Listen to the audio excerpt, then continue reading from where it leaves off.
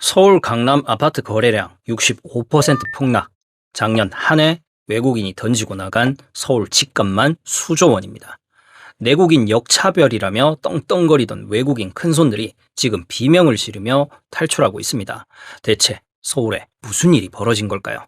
오늘 그 검은 머리 외국인과 진짜 외지인들이 도망가는 이유 낱낱이 파헤쳐드립니다. 안녕하세요. 경제 이슈를 쉽고 재미있게 전해드리는 행운파파입니다. 여러분, 그동안 속 좀 터지셨죠? 우리 아들, 딸들은 대출이 안 나와서 전세 구하기도 힘든데 뉴스 보면 외국인들이 강남 아파트를 현금으로 척척 사고 심지어 자기네 나라 은행에서 수십억씩 빌려와서 부동산 쇼핑한다는 소식 들릴 때마다 이게 나라냐 싶으셨을 겁니다. 사실 그동안 대한민국 부동산 시장은 외국인들에게는 천국이었고 우리 국민들에게는 지옥이었습니다. 제도적 허점을 파고든 그들의 부동산 쇼핑은 우리 서민들의 박탈감을 먹고 자랐죠. 그런데 말입니다. 2026년 현재 분위기가 180도 바뀌었습니다. 그렇게 기세 등등하던 외국인들이 지금 서울 집을 팔지 못해 안달이 났습니다. 한때는 황금알을 낳는 거위였던 한국 부동산이 왜 갑자기 그들에게 독이 든 성배가 됐을까요? 오늘 영상 편안히 보시고 앞으로의 우리 대한민국 부동산 향방까지 함께 살펴보시죠.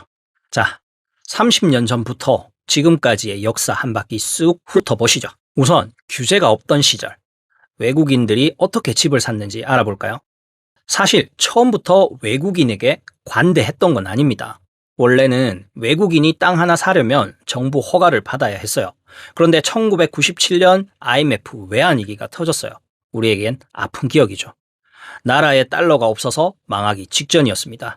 그때 정부가 내린 결정이 뭐냐? 외국 자본이라면 뭐든 받아주자 였습니다. 1998년 6월 외국인 토지법이 개정되면서 허가제가 신고제로 바뀌었어요. 제발 우리 땅 좀 사주세요 하고 문을 활짝 열어버린 겁니다. 이게 바로 비극의 시작이었습니다.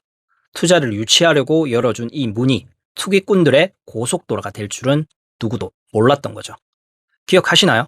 2010년 제주도에 5억만 투자하면 영주권 준다는 부동산 투자 이민제. 이때부터 중국 자본이 무섭게 들어왔습니다. 제주도 땅값이 들썩들썩하며 여기서 돈을 번 외국인들이 어라? 한국 부동산 돈 되네? 라며 쇼핑을 시작합니다. 이 자본들이 어디로 향했을까요? 네, 바로 서울입니다. 강남, 마포, 용산, 성동구 이른바 마용성 아파트들이 그들의 타켓이 됐죠. 이게 가장 열받는 지점이었습니다. 우리 국민들은 LTV, DSR 규제 때문에 사고 싶은 집이 있어도 대출이 막혀 손만 빨고 있었잖아요. 그런데 외국인은 한국은행을 이용할 필요가 없잖아요. 규제에 꽁꽁 묶인 한국은행이 아니라 자기 나라 은행에서 돈을 빌려오면 됩니다. 한국금융감독원이 미국 은행 대출을 막을 방법이 있나요? 없죠. 10억, 20억을 저금리로 빌려와서 서울 아파트를 올 현금인 척 사버립니다. 그리고는 전세를 놓쳐 소위 말하는 무피투자 혹은 갭투자의 정석을 외국인들이 보여준 겁니다. 예를 들어 볼까요? 미국인 마이클이 반포 아파트를 30억에 샀습니다. 마이클은 미국 현지은행에서 자기 신용으로 20억을 빌려옵니다. 금리도 미국이 더 쌌죠. 한국금융감독원이 미국 은행에 야, 마이클한테 대출해주지 마 라고 할 수 있나요? 절대 못하죠. 마이클은 현금 10억만 들고 들어와서 30억짜리 아파트를 삽니다. 그리고 바로 전세를 15억에 놓죠. 그럼 마이클은 자기 돈 한 푼도 안 쓰고 오히려 돈이 남는 무피 투자를 한국 심장부에서 보란 듯이 해온 겁니다. 이런 사례가 지난 5년간 수천 건에 달했습니다. 이제 분위기가 왜 반전됐는지 아시겠죠? 국민들의 분노가 한계에 다다르자 정부가 칼을 빼든 거죠. 외국인 적용용 규제를 쏟아내기 시작했습니다. 2025년 하반기부터 2026년 지금까지 시행된 규제들은 외국인들에게 그야말로 사망 선고나 다름없었습니다. 그럼 이제 외국인들이 탈출하는 직접적인 원인 4가지를 아주 구체적으로 분석해 드릴게요. 첫 번째는 수도권 전역 외국인 토지 거래 허가제의 공포입니다. 2025년 8월 정부는 서울 전역을 포함한 수도권 주요 지역을 외국인 토지 거래 허가 구역으로 묶었습니다. 이게 진짜 강력합니다. 이제 외국인이 서울이나 경기 주요 지역에서 집을 사려면 구청장 허가를 받아야 합니다. 허가 조건이 뭐냐고요? 무조건 내가 직접 살아야 한다는 겁니다. 내가 이 집에 들어가서 최소 2년은 살겠습니다 라는 서약서와 함께 직장 근거지, 비자 상태를 다 제출해야 합니다. 나 투자하려고 사는데요. 전세 끼고 사서 나중에 들어갈 건데요. 이러면 허가가 안 나오는 거죠. 심지어 허가받고 사놓고는 다른 데서 살거나 몰래 전세를 줬다? 바로 적발됩니다. 2026년 현재 지자체는 AI 시스템을 도입해 전기, 수도 사용량으로 실거주 여부를 실시간 모니터링하고 있습니다. 걸리면 취득가의 10%가 넘는 이행 강제금이 매년 나옵니다. 투기꾼들에게 사형 선고죠. 둘째, 6억 대출 규제의 역풍. 여러분들도 잘 아시는 작년에 발표된 627 대책입니다. 내국인 대출을 최대 6억으로 묶어버리면서 형평성 논란이 일자 정부가 외국인의 자금 출처를 현미경으로 보기 시작했습니다. 2026년 2월부터 시행된 외국인 부동산 거래 관리 강화 방안에 따르면 해외 대출금이라 할지라도 외국 환거래법 위반 여부를 이잡듯 뒤집니다. 너 해외에서 빌려온 돈이지. 그 은행 어디야? 이자율은 얼마야? 증빙 서류 다 내놔. 해외 대출금도 자금 조달 계획서에 낱낱이 적혀야 합니다. 현지 은행 대출 증빙 서류에 공증까지 받아와야 하고 출처가 불분명하면 국세청과 관세청이 출동해서 자금 세탁 여부를 조사해 추방 조치까지 가능합니다. 친구한테 빌린 거다, 개인 간의 거래다라는 핑계가 더 이상 통하지 않게 된 거죠. 세 번째, 세금 역차별의 해소입니다. 해외 주택도 다 본다. 그동안 외국인은 해외에 집이 100채 있어도 한국에서는 무주택자로 위장해 취득세 감면 혜택을 받았습니다. 하지만 이제는 국세청이 OECD 국가들과 금융정보 자동 교환 협정을 맺어 외국인의 해외 자산 현황을 파악하기 시작했습니다.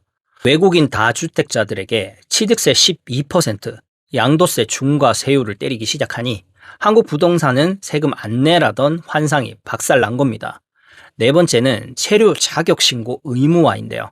예전에는 국적만 적으면 됐는데 이제는 어떤 비자로 들어왔는지, 최근 1년 동안 한국에 며칠이나 머물렀는지, 183일 기준을 지켰는지 다 따집니다. 관광 비자로 들어와서 집 사고 나가는 투기꾼들을 원천 봉쇄하겠다는 의지죠. 이 정도 되니 외국인들도 손 털고 나가는 수밖에 없습니다. 강남의 한 공인중개사 대표님이 이렇게 말합니다. 작년까지만 해도 위챗으로 사진 보고 계약금 보내던 중국 큰손들이 이제는 금매로라도 팔아달라며 매일 국제전화를 한다고요. 그런데 왜 지금 다 팔고 나가는 걸까요? 외국인들 입장에선 이제 먹을 만큼 먹었다는 판단이 선 겁니다. 그동안 서울 집값 솔직히 많이 올랐지 않습니까? 규제는 자꾸 목을 조여오고 보유세는 높아지는데 더 들고 있어봤자 세금만 낼 것 같으니 지금 팔고 나가는 엑시트 전략을 취하는 것이죠. 지금 안 팔면 못 팔 수 있다는 공포도 한몫하고 있습니다. 실거주 의무 때문에 다음 외국인 매수자를 찾기 힘들어졌고, 그렇다면 한국인에게 팔아야 하는데 한국인들은 대출 규제 때문에 이 비싼 집을 받아줄 여력이 없거든요. 매수 대기자가 사라지기 전에 먼저 던지면 승리라는 심리입니다. 또한 앞서 말씀드린 2년 실거주 의무가 치명적입니다. 살기 불편한 한국에서 실거주 의무의 압박을 무시할 수 없죠. 아무리 한류, K컬처 해도 투자 목적으로 샀던 외국인들이 한국에 들어와서 2년 동안 직접 살아야 한다는데 직장도 가족도 해외에 있는 외국인들이 그게 쉽겠습니까? 결국 임대도 못 놓고 자기가 살 수도 없으니 매물로 던지는 겁니다. 강화된 세무조사와 자산 추적도 한몫하고 있어요. 2026년 들어 국세청의 외국인 다주택자 조사가 어마어마합니다. 월세 수익 신고 누락한 거, 증여세 탈루한 거 다 잡아내고 있어요. 한국 부동산은 세금 사각지대라고 믿었던 외국인들이 겁을 먹고 자산을 정리하고 있는 상황입니다. 결국 최근에 강력한 대출 규제로 인해 더 이상 한국 아파트로 예전 같은 수익을 낼 수 없다고 결론 내린 겁니다. 자, 여러분, 오늘 내용 정리해 볼까요?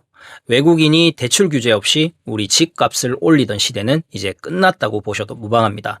오히려 지금은 그들이 던진 매물이 시장에 나오면서 공급을 늘리고 있는 상황이죠. 물론 일각에서는 외국인 자본이 빠져나가면 부동산 경기가 너무 죽는 거 아니냐고 걱정하시기도 합니다. 하지만 투명하지 않는 자금으로 시장을 교란하던 세력이 정리되는 건 장기적으로 우리 실거주자들에게는 분명 긍정적인 신호입니다. 오늘 이야기는 여기까지입니다. 이슈와 이슈는 여러분의 경제적 자유와 행운을 언제나 응원합니다. 지금까지 이슈와 이슈 채널의 행운파파였습니다. 영상이 좋으셨다면 구독, 좋아요 잊지 마시고요. 저는 더 유익한 내용으로 돌아오겠습니다. 감사합니다.